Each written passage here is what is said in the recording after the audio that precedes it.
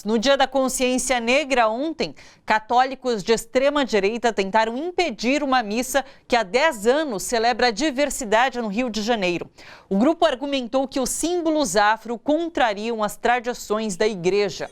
Como o padre não cancelou a missa, os extremistas provocaram um tumulto na porta da igreja. A polícia foi chamada para evitar mais confusão. Parlamentares recolocaram a ilustração arrancada por um deputado numa exposição na Câmara Federal. Na terça-feira, o deputado Coronel Tadeu, do PSL, arrancou a charge do cartunista Carlos Latuffi sobre genocídio do povo negro. Ele foi repreendido por Rodrigo Maia e ontem a ilustração voltou a ser exposta.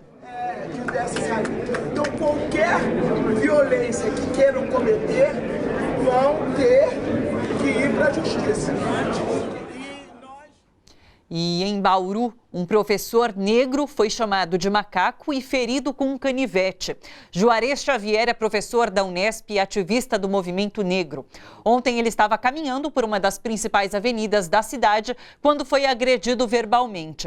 O professor afirma que foi conversar com o agressor e acabou sendo atacado e ferido. O homem, que não teve a identidade revelada, foi preso, pagou fiança e vai responder por injúria racial em liberdade. O porteiro do condomínio onde Jair Bolsonaro tem casa mudou o depoimento que tinha dado à Polícia Civil do Rio de Janeiro no inquérito que apura o assassinato de Marielle Franco e do motorista Anderson Gomes.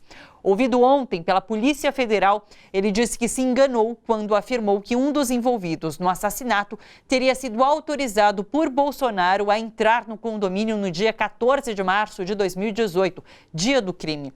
O porteiro disse que também se enganou quando anotou o número da casa de Bolsonaro no relatório da portaria. Ontem, o jornalista Kennedy Alencar revelou que o vereador Carlos Bolsonaro, filho do presidente, também estaria sendo investigado pela Polícia Civil Fluminense. Hoje, na saída do Palácio da Alvorada, Bolsonaro comentou a informação. Vamos ver. Agora é o Carlos Bolsonaro que é o responsável. O que os caras querem? Ligar a família à Casa Amarela? Qual a intenção? Eu, por exemplo, alguém me viu uma vez conversando com a Amarela? Eu pensei, foi de oportunidade, se tivesse que teria conversado com ela. Parece que para a esquerda não interessa resolver o caso Marielle. Parece que interessa continuar usando a morte dela em causa própria. Quem comenta as notícias hoje com a gente é o jornalista Paulo Donizete, editor da Rede Brasil Atual. Oi, Paulo, tudo bom?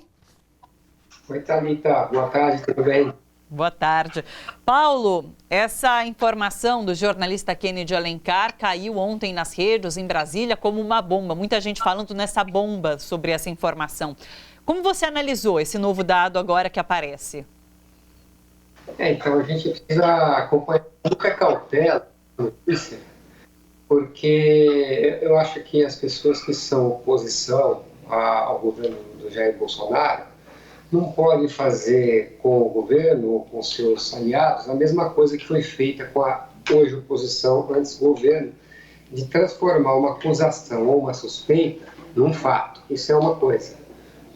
Não se pode nem comemorar isso, que é uma coisa que talvez eles é que comemoram esse tipo de comportamento. Como o próprio Bolsonaro disse aí que a esquerda gostaria de não resolver o caso Marielle para que ela possa faturar politicamente. O Bolsonaro só precisa ser avisado que não é a esquerda que investiga o caso da Marielle e que nenhuma das testemunhas é militante de partido de esquerda nenhum, ao contrário, e que não foi na casa de nenhum militante de esquerda que foram encontrados mais de 100 armas de grosso calibre e de uso exclusivo de forças militares especiais. Então, a família Bolsonaro deve muitas explicações ainda sobre o caso. A família Bolsonaro não explicou onde está o Queiroz. Então, não é a esquerda que investiga o caso. É importante que se diga. E é importante que o caso seja investigado e que os verdadeiros culpados sejam punidos. Só isso. Não podemos punir, nem culpar, nem responsabilizar ninguém por antecipação. Mas, por outro lado, não podemos deixar que o caso caia no esquecimento. É isso que a sociedade brasileira e não só as forças democráticas de esquerda progressistas estão cobrando. Hoje, Sérgio Moro, ministro da Justiça, falou em uma possível federalização do crime, mas os próprios familiares de Marielle Franco falaram que eles não querem que essa federalização aconteça.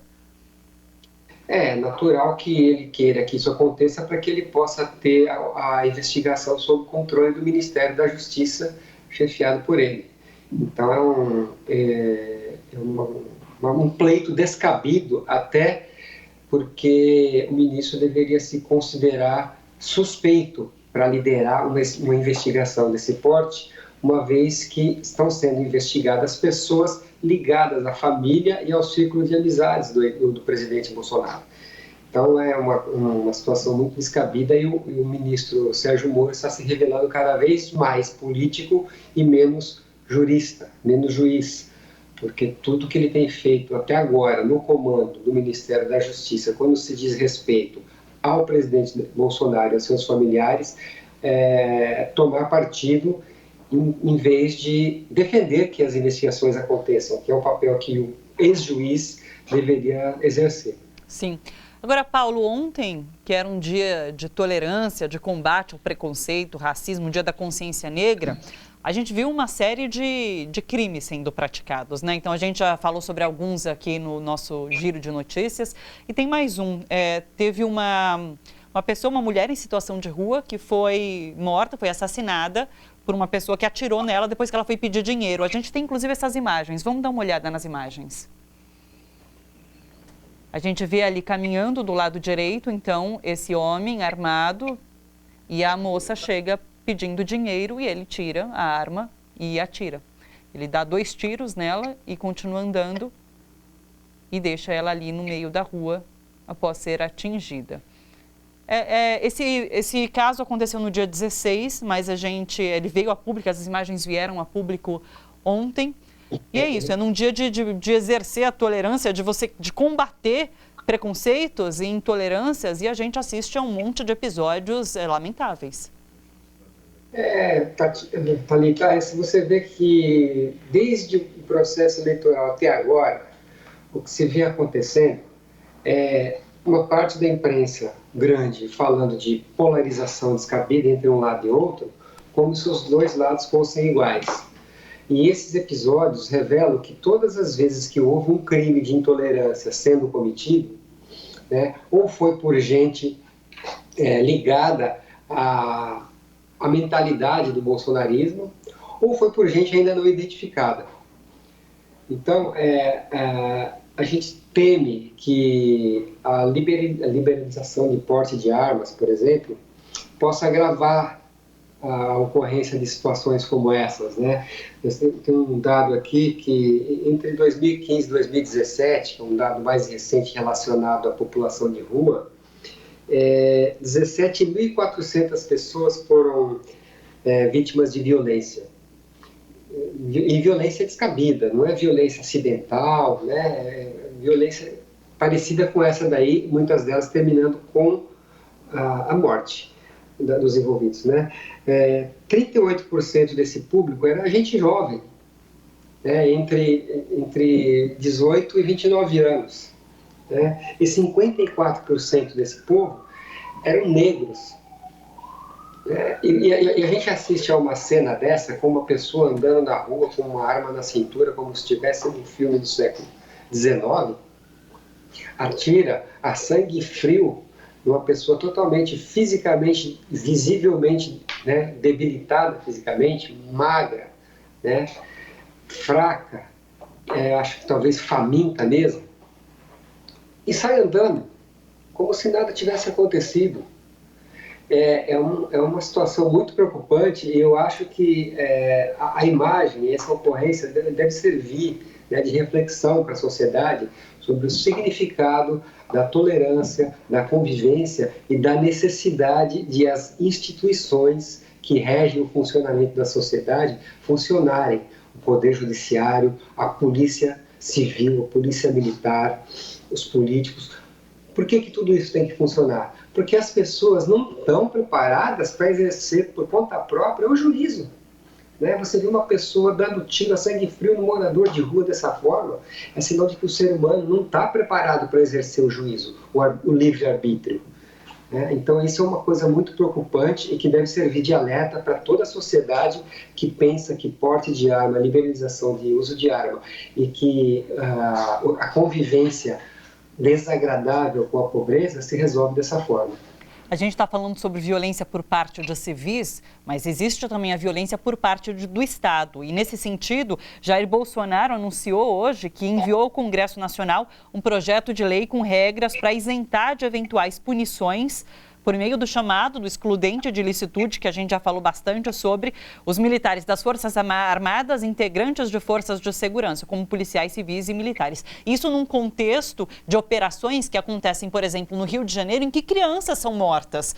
Então é absurdo a gente ter que voltar a discutir a questão do excludente de ilicitude.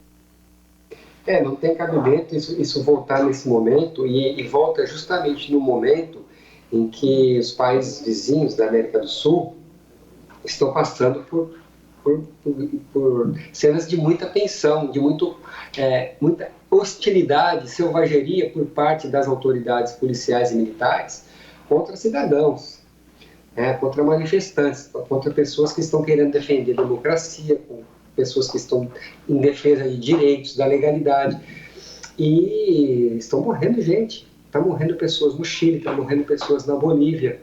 Na Bolívia, inclusive, teve uma notícia recente, de anteontem, de que uma parte do setor do agronegócio boliviano, que está financiando esse aparato repressivo, tanto o oficial quanto o paralelo, que são as milícias armadas da Bolívia, é formada por sojicultores brasileiros. Então, são pessoas de pequeno número, uma classe pequena em relação à população da Bolívia, à população do continente, que usa o seu poder econômico para confrontar a maioria. Por isso, novamente, eu alerto, as instituições democráticas precisam voltar a funcionar com urgência e com eficiência, porque senão a lei da força vai cometer uma barbárie com as populações do continente. E o Bolsonaro, ao sugerir um projeto de lei como esse, ele caminha nessa direção. Ele quer licença para a polícia, para prender, para atirar e para reprimir, sem que aconteça nada, sem que os criminosos oficiais respondam pelas consequências quando cometem gestos de repressão violenta e arbitrária contra quem está pacificamente protestando e desarmado. Sim. Paulo Donizete, da Rede Brasil Atual, muito obrigada pela participação. Até a próxima, Paulo. Olha só, você que curte a TVT e quer contribuir com a gente para que a nossa programação chegue cada vez mais longe, se inscreva no nosso canal do YouTube /Rede TVT e torne-se membro. Ou então faça a sua contribuição em nosso Catarse. É só acessar catarse.me/TVT. A gente agradece.